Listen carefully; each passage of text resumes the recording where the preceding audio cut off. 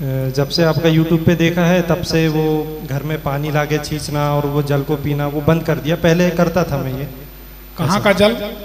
शंकर भगवान का जल घर में लाके छींचता था और उसको आचमन भी करता था, तो वो बंद कर दिया जब से आपका यूट्यूब पे देखा। देखो, आचमन किसको कहते हैं? आप सभी ने किया होगा कभी ना कभी। जी। शादी वादी तो सबकी हुई है तो किया ही होगा। जिनने प्रेम विवाह किया होगा उनको हल्दी नहीं लग पाती और आचमन नहीं करते हो। तो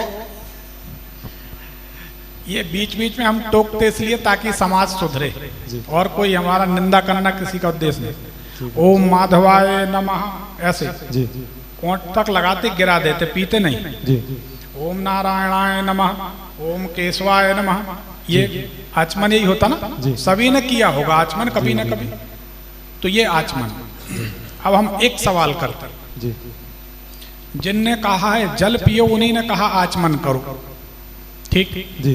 अब हमारा एक सवाल है, शिव जी का जल पीते नहीं पीना चाहिए। शिव पुराण में लिखा, शिव पुराण में, बाहर की बात नहीं करता, शिव पुराण में ही लिखा कि शिव जी का जल नहीं लांघते। तो वो छिड़का जा रहा, नहीं पीते वो पिया जा रहा। और शिव जी का जल जमीन में नहीं गिरना चाहिए। जब आप आचमन करोगे तो जमीन में ही गिराओगे। तो हर हाल में जमीन में गिरा, आपने लांघा। पुष्पदंत नाम का यक्ष था, आपको पता है। शिव जी का जो जल नहीं पीते या शिव जी का जल नहीं लांघते, उसके पीछे बड़ा रीजन है। पुष्पदंत की कहानी आपको पता है। पुष्पदंत यक्ष था, फूल तोड़ने आता था। मृत्यु लोक में एक राजा के बगीचे से फूल चुरा के ले जाता था। राजा के जो गुरु थे वो ज्योतिषी थे, और ज्योतिषियों के पास हर चीज की काट होती, कहाँ कैसे सुधार करना वो कर लेते, काम ही वही। उनने बताया कि हम लोग थक गए, सेना थक गई, पकड़ में नहीं आता, कोई चोर आता है फूल ले जाता है।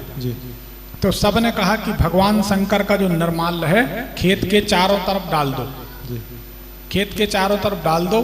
जो आएगा आसमान से उड़ के आता है, यक्ष उड़ नहीं पाएगा। पुष्पदंत ने जैसे ही सीमा के पार हुए, अंदर हुए, पुष्पदंत फिर उड़ नहीं सका। जब उड़ नहीं सका तब आपने सुन लेना, पुष्पदंत के द्वारा है शिव महिमन स्तोत्र की रचना। आखिरी में कहा जाता है, इति पुष्पदंत विरचित शिव महिमन स्तोत्रम। पुष्पदंत ने शिव महिमन स्तोत्र की रचना की। भगवान शंकर प्रकट हुए तो भगवान ने कहा, तुम्हारी दो गलती, तुम्हारी दुर्गति का कारण ये है, दो गलती। चोरी के फूल चढ़ाते हो, चोरी के फूल हमें स्वीकार नहीं। दूसरी गलती ये है कि तुम हमारा जो निर्माल्य है वह है लांघ गए, इसलिए सिद्धियां छीण हो गई। तब से ये बात प्रमाणित हुई कि शिव जी का निर्माल्य जल फूल बेलपत्ती का लांघते हैं तो समस्त सिद्धियां समस्त पुण्य नष्ट हो जाते हैं। तो शिव जी का आचमन किया हुआ जल जब आप पांव के नीचे जाएगा तो आपका क्या होगा? अब हम आपसे सवाल करते, कब से पी रहे आप जल? अब सभी लोग गौर से सुनो, कब से पी रहे? ये हो गया करीबन 1-1.5 साल हो गया। 1.5 साल।